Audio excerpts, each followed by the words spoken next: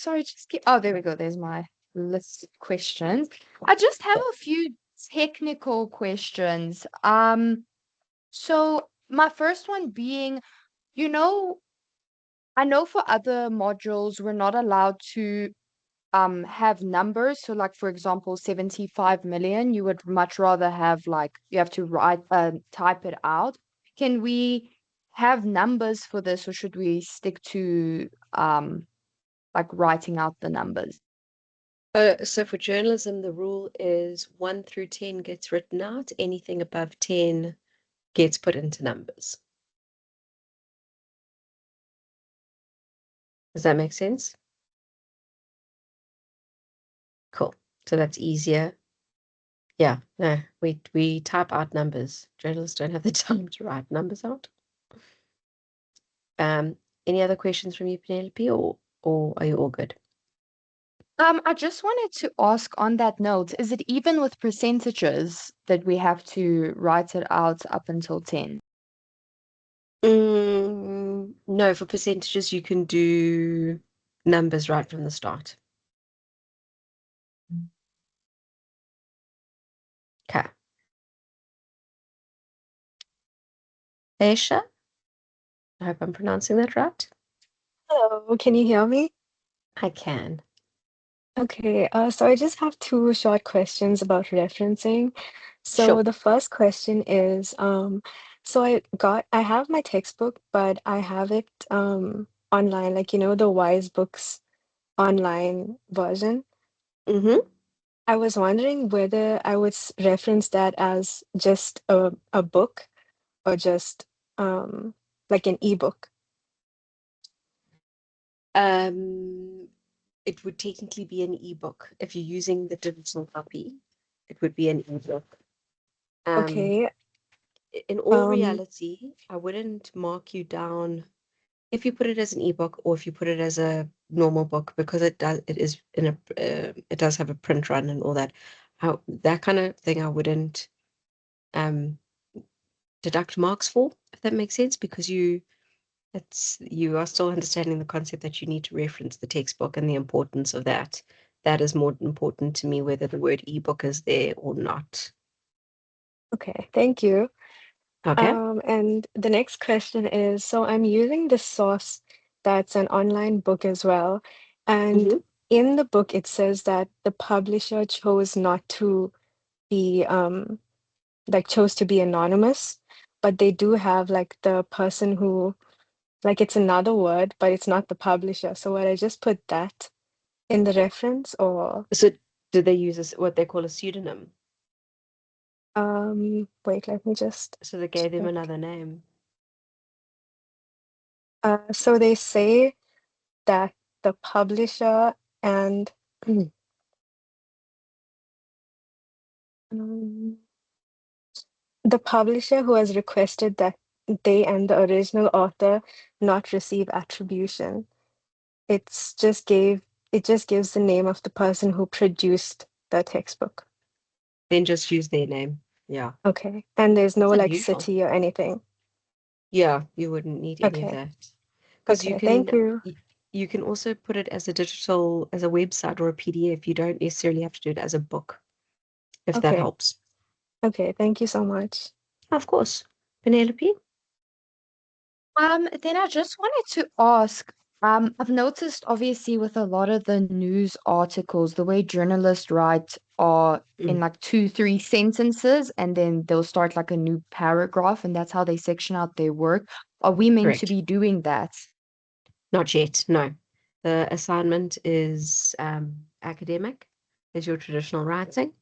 You will get to that from now onwards for your PhD. When you do your written piece, then you'll use that formatting. Yeah, go for it, Penelope. Sorry, I just have like a list of like small little details. No, I wanted to ask for question one. Is it okay if we apply that scenario in our examples? Like maybe I was speaking yes, about Netflix and I brought up the um article. yes. So what you do is you then reference the IIE, and it's towards the end of the referencing guide. It tells you how to reference IIE module manual and documents where it says they're unpublished and all that. So yeah, you would reference it as you would reference the case study as an IIE document. Yeah, what else? Just go for it. Um, You don't have to switch your mic off. Just yeah, okay, no ask away. problem. So I remember with question one, you said that you would accept like round about 100 words over. I was wondering if that applied to question two and three as well. Yes, yeah. Um, And and yeah, and then I wanted to ask, so I have a journal article that I got like as a PDF. Do I reference it as a journal article or a PDF? journal, because then it's got more academic credibility. Okay. And then with the IIE referencing, like I'm just confused what to label the actual name as. Do I say like journalism brief or how Yeah, exactly? you would say JRNS6221 Part 1 brief to 2025. Yeah, I think that's all for me. Thank you. Of course. What else? Anything else from you guys? I know it's, like I say, I know it's last minute, but you've got me. You might as well, if there's anything that's niggling you. Yeah, go for it, Penelope. Uh, I was watching the breakdown of part one, and I remember you mentioning that we can use screenshots of, Yes. you know, images of whatever. How Mm. exactly do we structure that? Because I don't think you actually got around to explaining how exactly we structure that correctly. Okay. So the simplest way to explain it is when you are using images within um, a academic piece. While I'm talking, I'm just going to see if I can find a student's past paper quickly. When you use it, when you're doing an academic piece and when you are embedding any form of visual material, what you do is you write. So you would put your text right like normal. And then what you would do after that is you would have your, I'm trying to think, media studies has got the best ones. I'm just seeing if I've got someone's work that I can like pull it up without showing you their work. No, okay. Let me just share my screen with you and just do it for you then. Let me pull up Word. Okay. So the whole point of using screenshots is ensuring that it's embedded into the work. All right, so I'm just going to open a new document. Sorry, that's the. Can you guys see Word? I'm just checking it's sharing correctly before I start chucking stuff in. Okay, all right. So I need something with some writing in it. So when you are working on any content that's AI disclosure, that's not going to give you enough content. The point is making sure that what you are writing, what you're presenting. Okay, I'm going to use my daughter's random oral.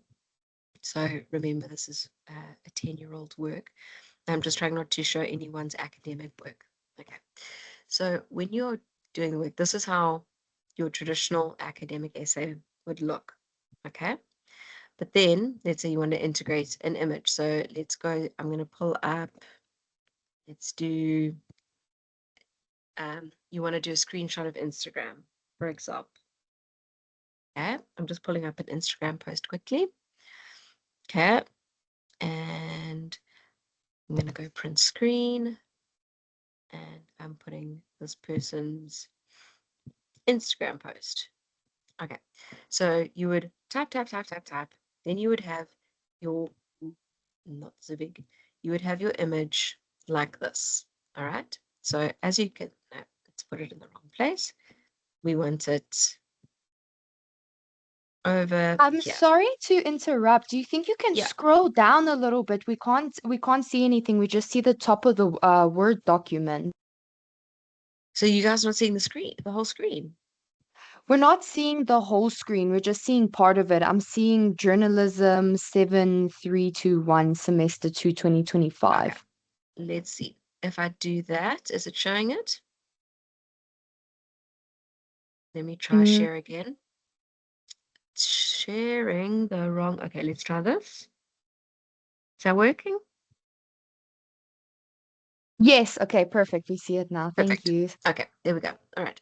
So you've written what you've wanted to say. You've carry on with your conversation, but now you want to embed an image, and you want, or whether it be a screenshot of Instagram, whether it be an image from a news site, whatever it may be, you would then put the image there, and then you would make sure you in-text reference it correctly. So for example, here it would be screenshot,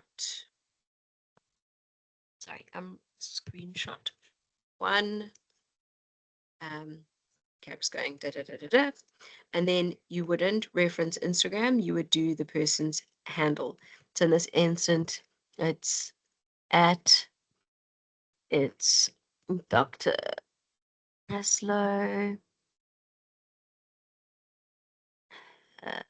LAU, I should know how to spell his surname, 2025. Okay. And so you are in-text referencing the image, you're giving context. Then what would happen? This is what's important here. You can't just put a picture in and not explain the picture. You can't go and just present the information, present the picture and not actually explain anything. So what you'd have to say is, for example, in the screen shot above, we can see the representation of women in media and the negative stereotype which is being portrayed. Obviously, that has nothing to do with earthquakes, but just big screenshot there. So what you're doing is you're putting this image into context into your text itself. Then you would carry on with the discussion. Let's say later on you want to bring in other images. Again, same thing happens. As long as you're either referring above or above the image or just below the image, it doesn't matter. It's wherever suits the discussion, suits the flow of the piece of content or the piece of writing. But you have to refer to the text. You can't just plonk it in, and then because then you're kind of expecting me to kind of guesstimate why that image is there. Does that help? Does that make sense? Yeah, Penelope? Can we like not draw, but can we highlight anything on that picture, like maybe her dress, like that's saying something about media? I don't know, but can we can we highlight? So you wouldn't highlight as in with like a drawing picture. What you would say in the image above, what can be seen is the the representation of women. So you can say that in particular, looking at the shortness of the person's sorry, Northwest is coming to mind with all the stuff that's going on with her. We can look at the shortness of her skirt and the question of whether it is acceptable for a 12-year-old to be wearing something that is that short. So you can highlight it through your words, not through like physically drawing on it, if that makes sense. Yeah. Right. Priscilla, I see the question where it says, do you need to speak to all genres for question 3 or discuss them all? No, you can't physically do that. There are hundreds, if not thousands, of genres. So you most certainly do not need to refer to all of them. You can speak to a few key ones that are important or important to your discussion. But yeah, you physically can't go and speak to all of them. Okay. Your word count is up to 800, is that correct? I'm just thinking off the top of my head. It's 1,000. 1,000. Okay. So yeah, so you can go 1,100, 1,200 would still be acceptable. That's what I was just trying to double check. Sorry, I've got you guys due tomorrow. If one group due today and another group due the next day. So I'm bouncing between word counts. So it's not that I don't know your assignment. I just word counts and numbers on messing with my brain. Okay. So just try stick under that 1, 2. And then, if you're doing in-text referencing, if you're doing a title, yeah, so 600 to 1,000. So you can't go below 600, but you can go up to like 1,112. I would be comfortable with that. Yes, Penelope? So I just want to make sure I've never really had a problem with this in the past when it comes to referencing, but I did notice on the referencing guide when it comes to news articles, when we cite them, we should be Mhm. saying like according to BBC, blah, blah, blah, blah, blah. Is it okay if sometimes we put it at brackets all the way at the end? Because I don't know if the IIE just like gave an example of how we can cite or if they intentionally left that out. Okay, so I think that was maybe just a slight oversight. So in general, in most instances, when you look at a news site, they should have the journalist's byline. So where they have their name, always first prize is referring to the journalist, so surname and date as normal. And then I would see it was from a particular news site in your full reference list at the end. So obviously in the web link, news24.co.za or Mail and Guardian or whatever it may be. So always try to look first for the journalist's byline, their surname and then initial for the full reference list, obviously, but surname and date or year for your in-text. Yeah, Penelope? Um, I just also need clarification if we can cite news articles in brackets all the way at the end, if that's acceptable. So, okay, so this was going to say, so yes, if you can't see the journalist's name, you can then refer to the publication house. So BBC 2025, ENCA 2025, and you can refer to it throughout. Then you might, let's say you find 2 articles from BBC. It would be BBC A, BBC B, and then that's how you would distinguish the different articles from the same publication. Does that answer the question? I'm just checking I'm on the right. Yeah? It definitely did, but I just remembered like one extra question. This might sound like Yeah. really stupid, but so you see, in the reference page, it's meant to be alphabetically ordered. With Yes. the IIE, we specifically have to reference it starting with the. Do we kind of exclude the and put it under I, or do we put it under T because it starts with the? I don't know if that So makes because sense. no, it does make sense because it's the IIE, you would put it under T. And so you would first refer to them as, oh, wait, I think that, just hold on, let me pull up. I just might be correcting myself as I'm talking. I'm just checking it was one of the changes in the referencing guide. I want to see if the in-text referencing still says the IIE, or if it just says IIE. Hold on. This is going to drive me insane because I don't want to give you the wrong information. I'm just trying to find the page where it's referring to that to them. Da, da, da, da, da, da, da. It's on page 38. Thank you. Sorry, going through everything. 3738. No, okay. Ooh, mine's pulling up a different referencing. You say yours is on page 38. On page 38, I've got source integration, multiple sources. It might be 38 Oh, or okay, 37. There we go. 37. Oh, okay. Okay. So it is the IIE. Yeah. Okay. So it used to just be IIE, but now it's the IIE. That's what I was just checking. So it would go under T. And then the first time you mention them, it's the Independent Institute of Education, and then in brackets IIE, and then from then on you refer to them as the IIE. Okay. And guys, I know these questions might sound random, and I would rather you ask them because it helps you across modules, not just with learn. And you know what? I'd rather you ask than you lose marks later on, kind of thing. So ask away. Right. Any other questions? I'm not going to do too much. Okay. Luca, I'm going to give you, because Penelope, you can go next. Luca? Ma'am, I just wanted to ask for the so at the bottom of the assignment, it gave us a thing for the rubric, but it said Hmm. if you did it physically, you can tear it off and put it on your assignment.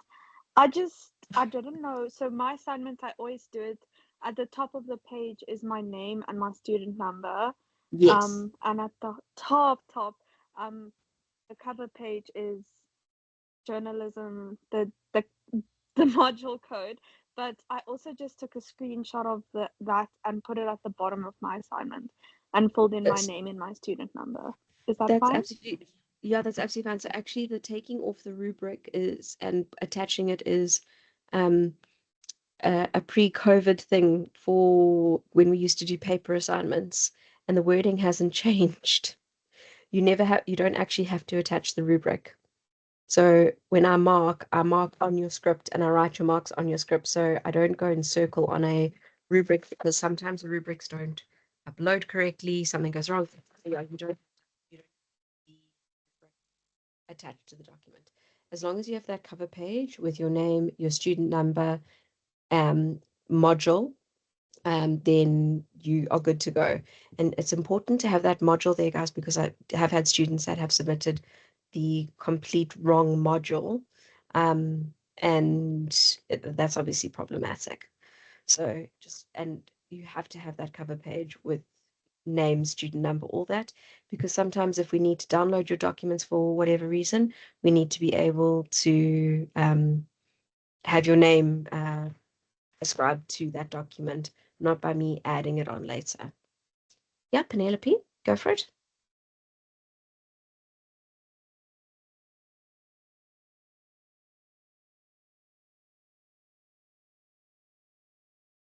You there, Penelope?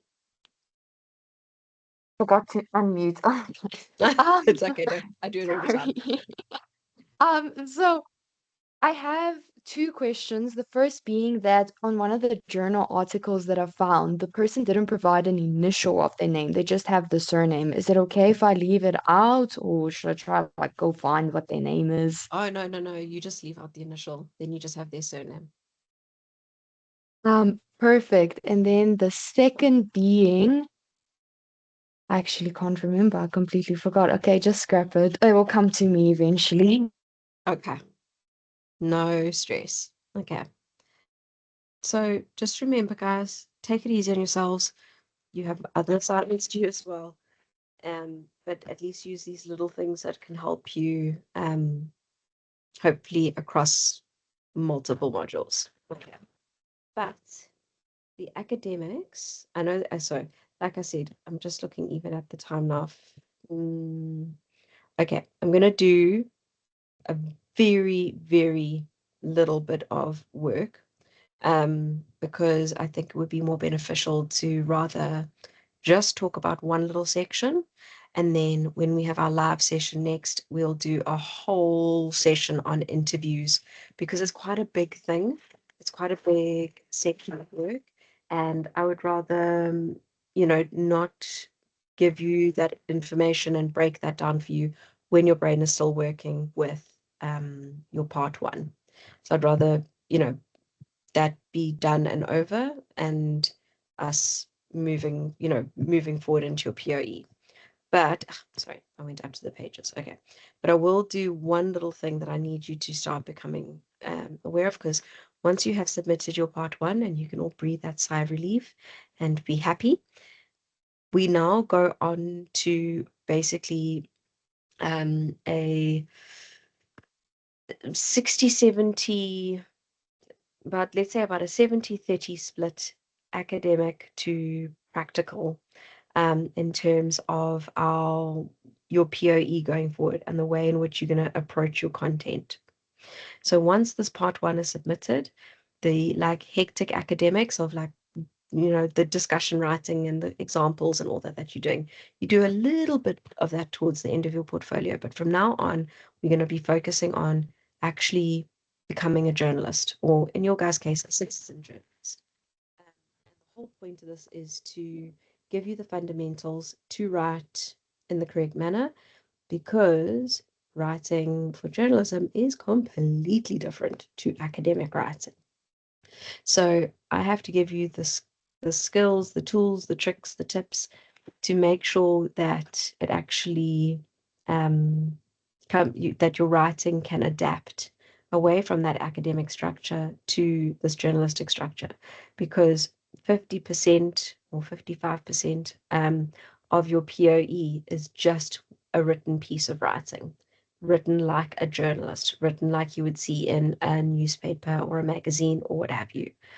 But before we can get to that, and we still have a few weeks till we get to that point, the first step is understanding where our sources of information come from, and understanding that there are different ways of approaching news sources, and also in this instance that your news sources, when we look at our primary and secondary, follow a slightly different approach to your traditional primary and secondary as you would for history and all that kind of thing. But what you need to understand is, going forward, you know how you guys are spending all this time doing all this research, finding all these amazing journals and websites and everything. What you are doing there is you're gathering information, and now instead of you just using it in terms of an academic perspective, you're going to start using these sources of information as news sources. So something I'm going to go into more detail when we talk to the writing is our 5 W's and H: who, what, where, when, why, and how.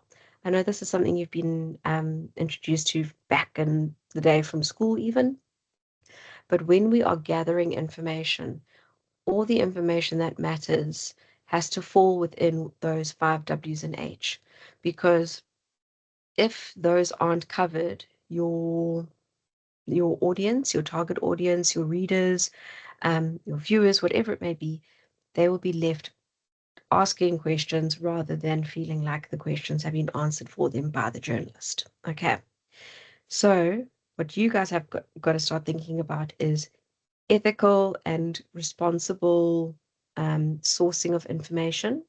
And I think your assignment or your part 1 has already given you that fundamental to go forward. But it also means you need to start thinking about not where in an academic piece you would find different sources that then you would use in different places in your story. Now what you're looking at is more about layering and supporting. So kind of where you'll have what we call our primary source, our focus, our primary source of information, whether that be a person, an organization, whatever it may be. And then your sources that you have surrounding that are your supporting, your secondary sources. Okay. Because the whole point of journalism is for you to act as the one gathering the information from all the different places and putting it into one cohesive story, so that the everyday person is able to read these stories and be able to know what's going on, because they don't have the time, energy, inclination, or whatever to be able to get all that information and put it together. So the idea is journalists are meant to be the trained, clever people that know how to take all these little bits of knowledge from this website, from this interview, from this other news publication, from all these different things, and turning it into a full, complete story. And that's where you're going forward now. Okay.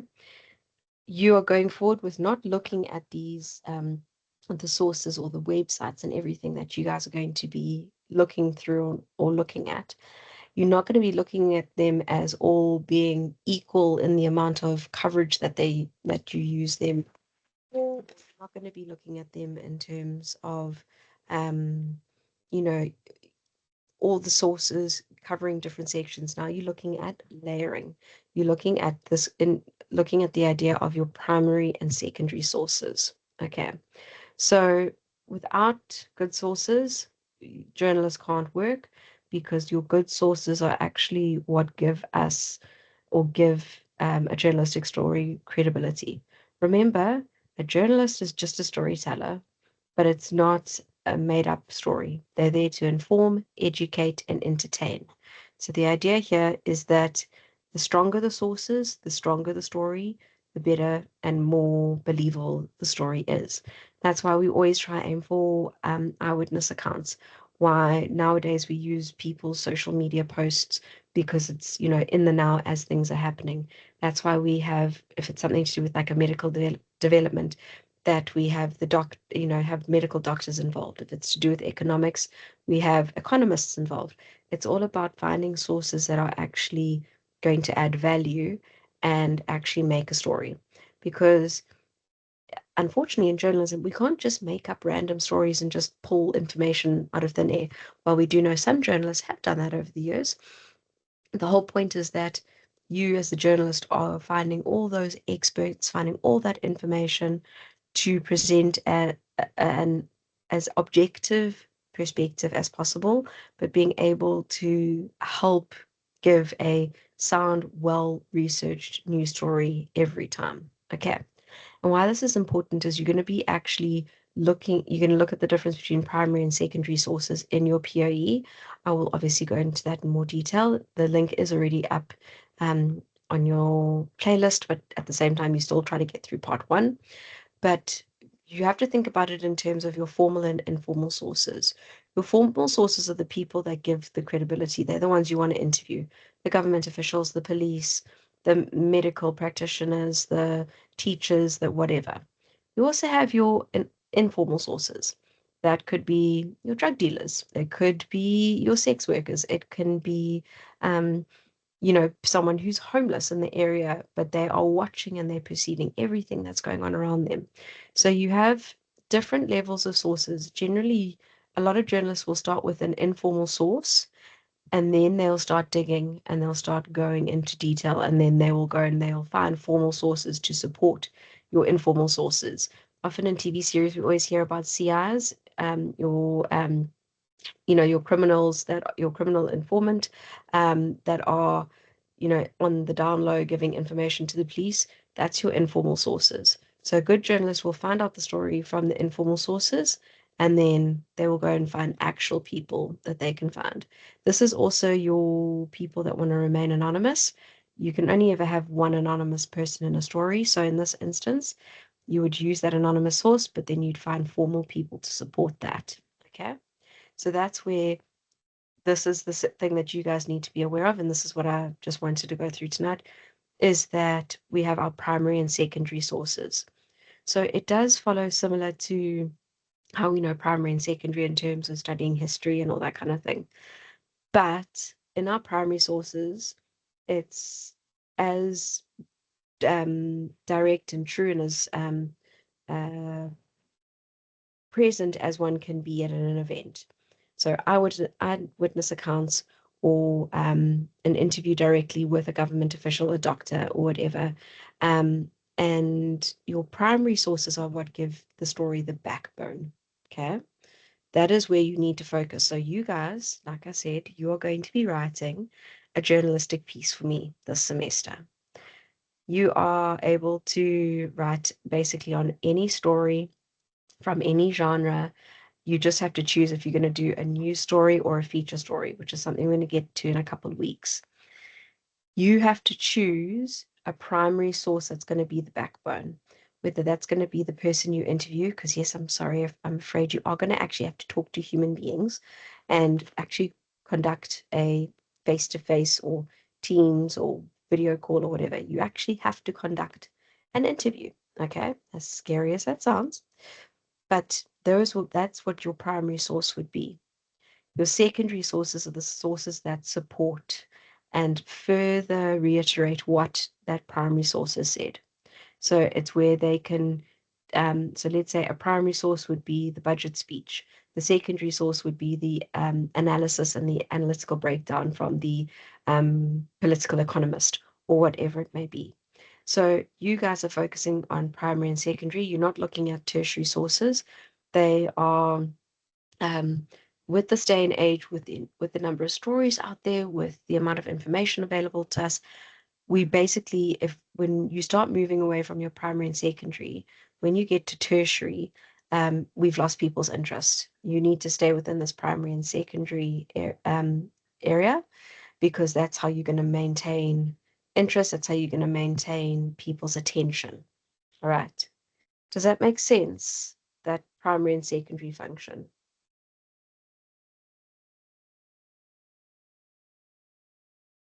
Yes, Penelope.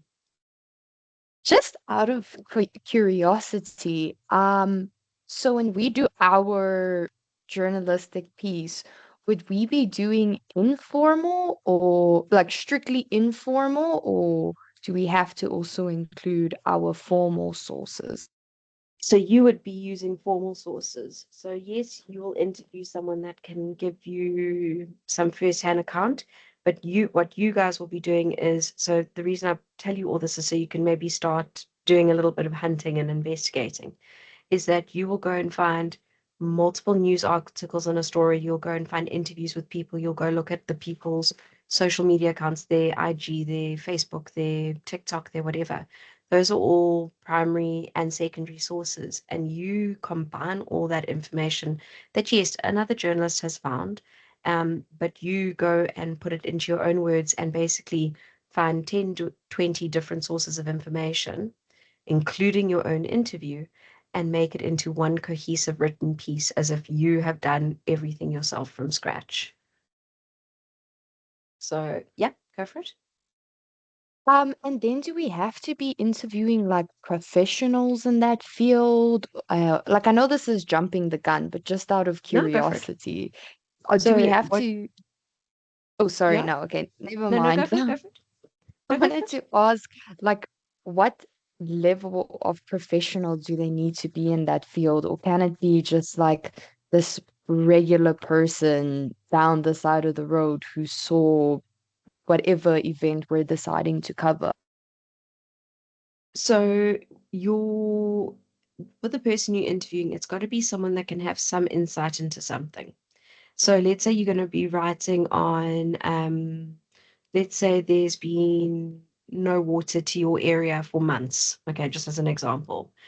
You could go and interview your neighbor, your parents, your husband, your wife, your whatever, and you act and then use them as a an actual interview as a formal source, because they have got some first-hand account or some perspective on it. And then you will then support or integrate that into the story with the information you find from News 24, The Citizen, Mail and Guardian, and all of that. So they're not your traditional formal source in terms of necessarily being a doctor, government official, and all that, but they've got to be someone that actually has like you're not going to do something on sports and then you interview someone who doesn't watch rugby at all and you go, yeah, that sounds interesting. I don't really watch rugby, but hey, well done to them. It's got to be the interview's got to add something to the story. Does that make sense? Okay, Luca. Ma'am, I'm like linking to Penelope's question. For Mm-hmm, example, if I were to base my whole interview on a child that got kidnapped, would mm-hmm. it be fine to then interview someone in the community rather than interviewing a police officer that worked with the case? Or am I allowed to do police officer? You could do a police officer, you could do someone from the community. Both of those completely acceptable. So just as long as it's someone that can actually add information rather than just be there for the sake of it being there.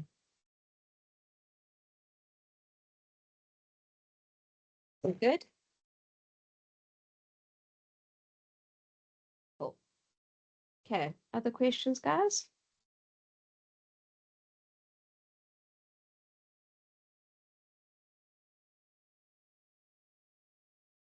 You're good.